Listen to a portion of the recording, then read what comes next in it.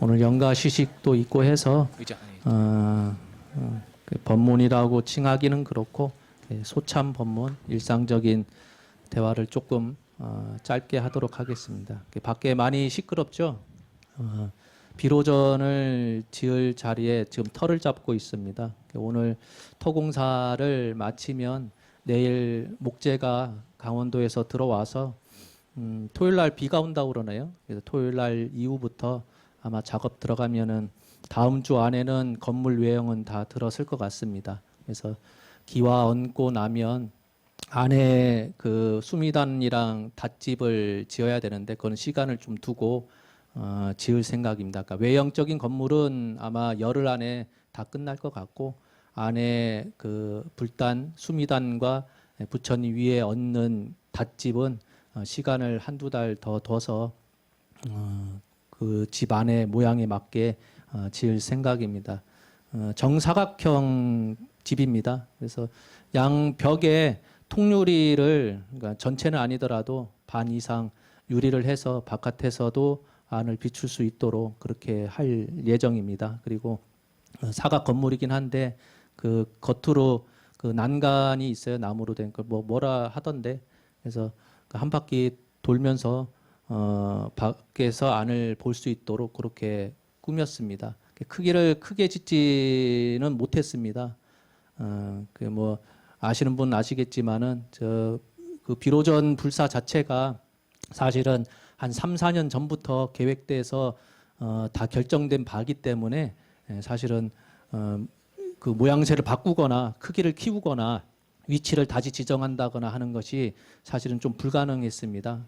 그래서 왜 저 자리에 했을까? 왜 크기를 이왕 짓는 거 한 두세 배 대웅전보다 더 크게 지으면 안 될까? 그런 의심을 갖고 계신 분 계실 텐데 그렇지 않고 대웅전은 대웅전대로 그 격이 있고 또 비로전은 비로전대로 거기에 맞게 하다 보니 아마 3, 4년 전에 저 그때 수덕사 교구장 스님이셨던 정묵큰 스님께서 이 도량에 맞는 그런 불사를 계획을 해서 추진했던 바이기 때문에 그 뜻을 잘 받들어서 짓게 되었습니다.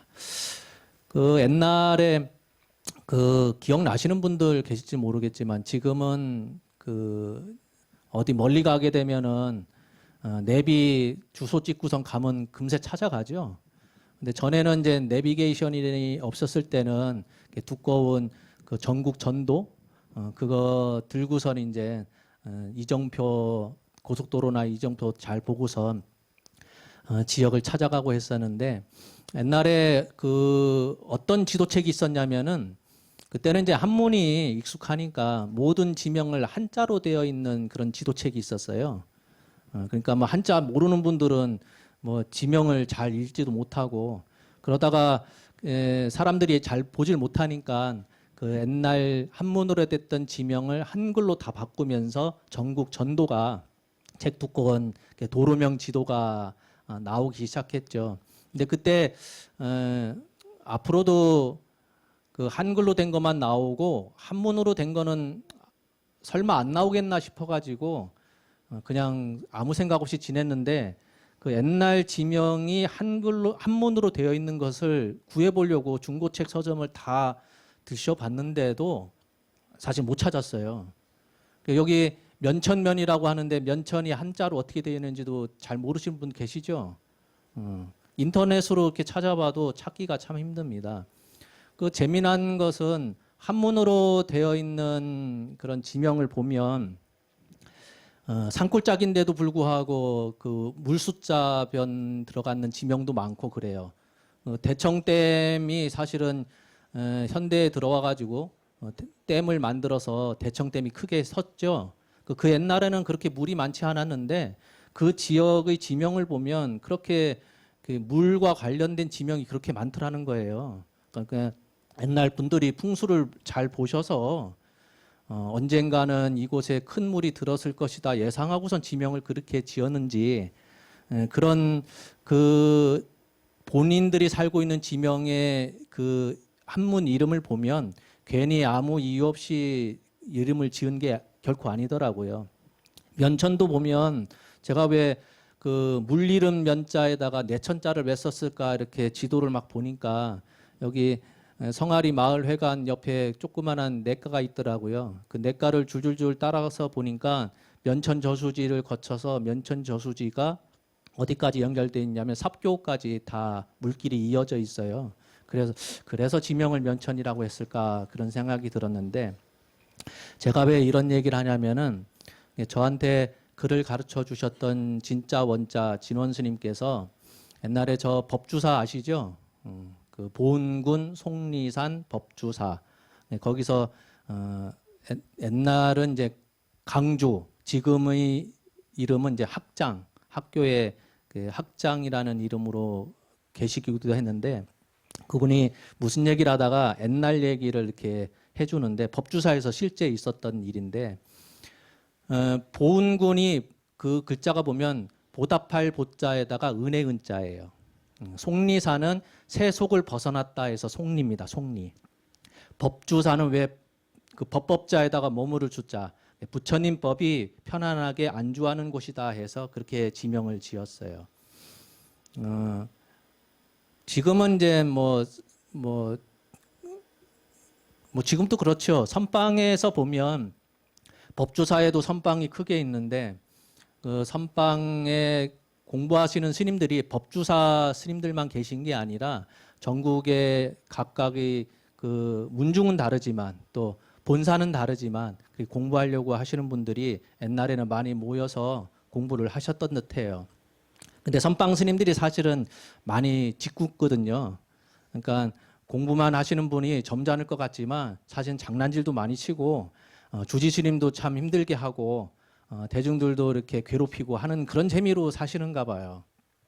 법주사에 한 노스님이 한 분 계셨는데, 그 진원 스님께서 실제 보고 들은 얘기를 해주시는데, 한 노스님이 계시는데 너무나 행색도 초라하고 하는 일이 잡부들 일하는 그런 일만 하고, 방도 뭐 한 평도 채 안 되는 골방 같은 데서 기거하시고, 주지스님도 별 이렇게 뭐라 타치도 안 하고, 생활은 당신이 알아서 밥 한 끼 얻어 먹으면서 도량 도난다니면서 그냥 풀이나 뽑고 휴지나 치우고, 법납은 꽤 된 듯한 큰 스님 것 같은데 행색은 너무나 초라하고 절에서는 그렇게 대우를 받지 못하는 그런 스님이 계셨는가 봐요. 그러니까 하루는 선방 스님들이 그 스님을 이렇게 한참 쳐다보다가 나를 잡아서 저 스님 한번 골려줘야 되겠다 그런 생각을 했는가 봐요. 예, 우리처럼 초하루나 보름이나 큰 행사가 있으면 어른 스님을 초빙해서 법문을 청하는 그런 게 많은데, 주지 스님만 법문하는 것이 아니라 선방에서는 전체 대중을 통솔하는 입승 스님이라든가 선원장 스님이라든가 아니면은 법납은 오래 법납이 높으신 그런 스님들을 모셔서 오늘 초하루 법문 좀 해주십시오라고 부탁을 하고 그럽니다. 근데 이제 선방 스님들이 하루는 이제 큰 행사 때 나를 잡아가지고 미리 그 별 볼 일 없어 보이는 그 노스님한테 짓궂게 법문을 요청한 거예요. 그러니까 누가 봐도 법문할 분은 아닌 듯한데 그 스님을 괴롭히려고, 저 뭐 아무리 뭐 법남 많아봐야 무슨 마이크 붙잡고 법문이나 제대로 할 수 있겠어? 대중들 앞에서 골탕이나 먹여야 되겠다 싶어가지고 선방 스님들이 작당을 해서 그 스님한테 정중하게 부탁을 했어요. 며칠 날 이렇게 큰 행사가 있는데 스님께서 법상에 올라서 법문 좀 해주십시오 하니까 못한다고 뺄 줄 알았더니 알았다 그러시 이렇게 흔쾌히 허락을 하시더라는 겁니다. 그래서 그날이 돼서 선방 스님들이 다들 모여가지고 그 스님이 얼마나 근사한 법문을 하는지 한번 들어봐야 되겠다. 제대로 법문이 현찬이면은 법당에 스님들뿐만 아니라 이렇게 제가자들이 많이 모여 있는 데에서 아주 크게 망신이나 한번 줘야 되겠다 싶어가지고 다들 모였어요. 근데 법문을 하시는데 아주 짧게 하셨습니다. 그분이 뭐라고 하셨냐면은 보은군 속리산 법주사라. 부처님의 은혜에 보답하기 위해서 세속을 떠나서 법이 편안히 머무는 이 자리에 다들 모였는데 대중들은 말해 보십시오.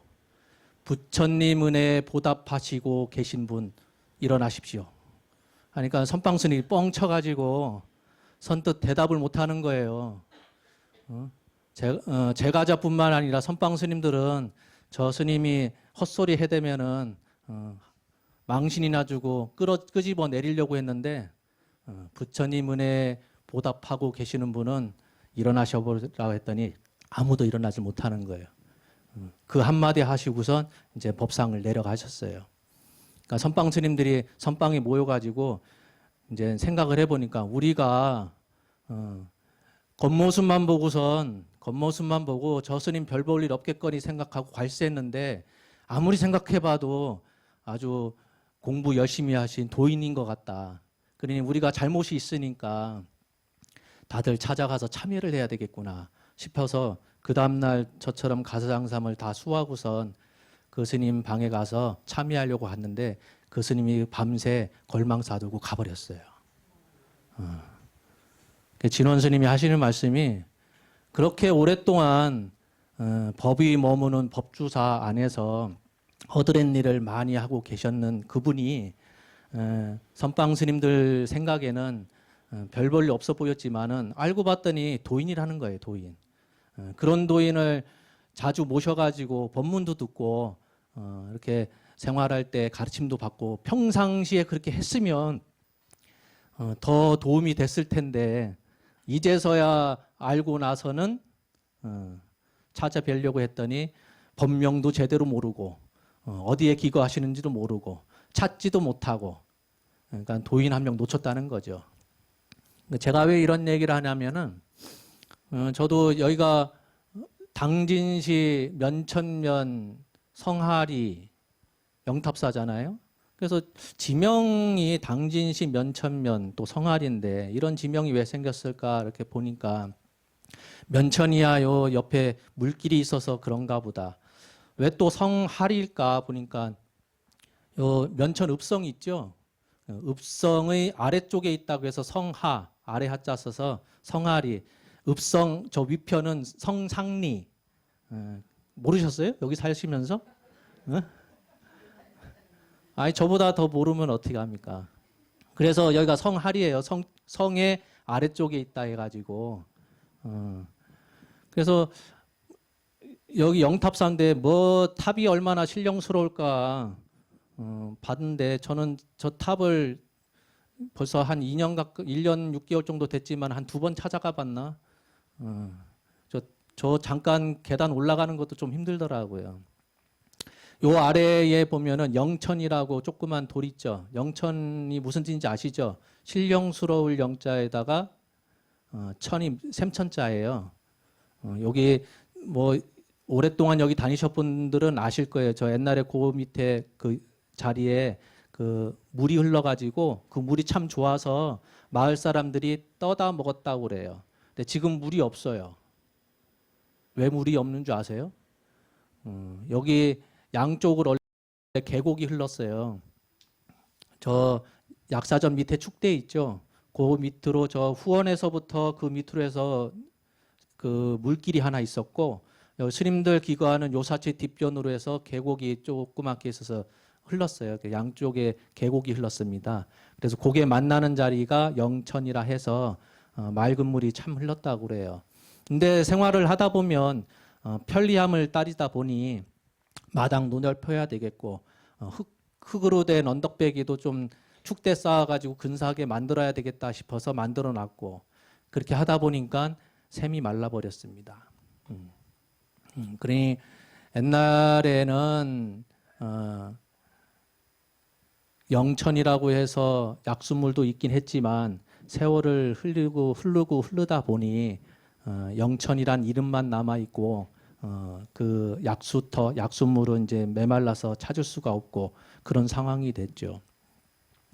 그 조선 중기의 임재라는 시인이 시를 하나 졌는데 뭐라고 지었냐면은 도는 사람들을 멀리하지 않았는데 사람들이 도를 멀리했고 산은 세속을 떠나지 않았으나 세속은 산을 떠났다. 그런 시를 지었어요. 그러니 우리가 신령스러움을 잘 간직했을 것 같으면 우리 안에 다 신령스님이 다 있었을 것 같은데 그게 뭐 어디 갔겠습니까? 어디 파면 또 맑은 물이 어딘가는 솟아 나오겠죠. 근데 우리가 살면서 너무 편리함만을 따지다 보니까 실제로는 소중히 간직해야 될 것을 많이 잃어버렸지 않았나 그런 생각이 듭니다. 지역이야, 지역 이름이야 이리 붙이면 어떻고 저리 붙이면 어떻습니까? 탑이 신령스러우면 어떻고 바위에 새긴 약사 부처님께서 신령스러움이 없으면 또 어떻습니까? 중요한 것은 그것을 바라보면서 기도하는 우리 안에 신령스러움이 있으면 되는 거예요. 세월이 흘러서 도성국사께서 통일신라 말기에 이 영탑사를 세웠다 하는데 세웠을 때는 분명 이유가 있었겠지요. 이제 천년이 훨씬 넘었습니다. 앞으로 천년 후에도 영탑사가 혹 살아남게 될 것 같으면 그것은 제가 보기에 이 땅이 좋아서가 아니라 여러분들이 끊임없이 기도정진하신 원력으로 여러분뿐만이 아니라 여러분들 후손들이 이 자리에 모여서 부처님 전에 정성스럽게 공양을 올리면 이 사찰이 지금 1000년이 아니라 앞으로 1000년 뒤에도 영탑사라는 이름이 남아있지 않겠나 그런 생각이 듭니다.